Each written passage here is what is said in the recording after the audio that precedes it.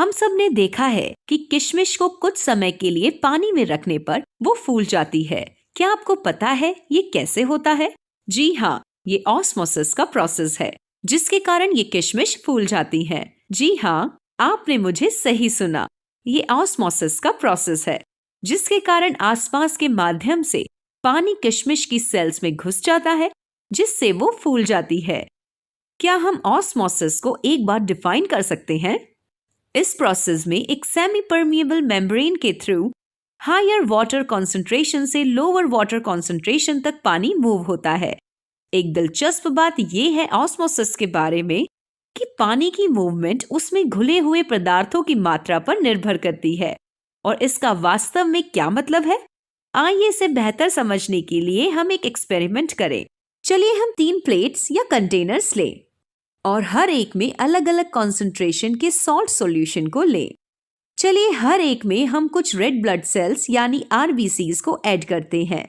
थोड़ी देर में हम स्पष्ट रूप से देखते हैं कि पहले सेट में सेल्स सिकुड़ गए, दूसरे सेट में सेल्स बिल्कुल वैसे ही हैं, जबकि तीसरे सेट में सेल्स फूले या बल्ज हुए हैं। ऐसा क्यों हुआ? चलिए इसे समझें। पहले केस में आसपास के सॉल्यूशन में पानी की मात्रा कम थी सेल्स की तुलना में।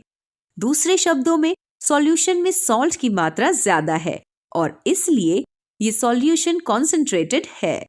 यही कारण है कि वाटर मॉलिक्यूल्स सेल के अंदर से बाहर के सॉल्यूशन में चले गए, क्योंकि सेल्स के अंदर पानी का कॉन्सेंट्रेशन ज्यादा था, इसलिए सेल्स सिकुड़ने लगे।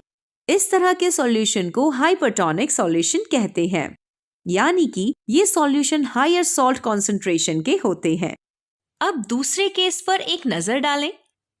यहाँ सेल मेम्ब्रेन के दोनों तरफ सॉल्ट और पानी का लेवल समान है, यानी कि सेल के अंदर और बाहर। यही कारण है कि पानी की मूवमेंट में बैलेंस था। हम इससे क्या समझते हैं? इसका मतलब है कि पानी की मूवमेंट दोनों डायरेक्शन में समान था, जिसकी वजह से सेल का साइज नहीं बदला, ये वैसा ही रहा। क्या आप जानते हैं इस तरह के सॉल्यूशन को क्या कहते हैं? इसे एक आइसोटोनिक सॉल्यूशन कहते हैं।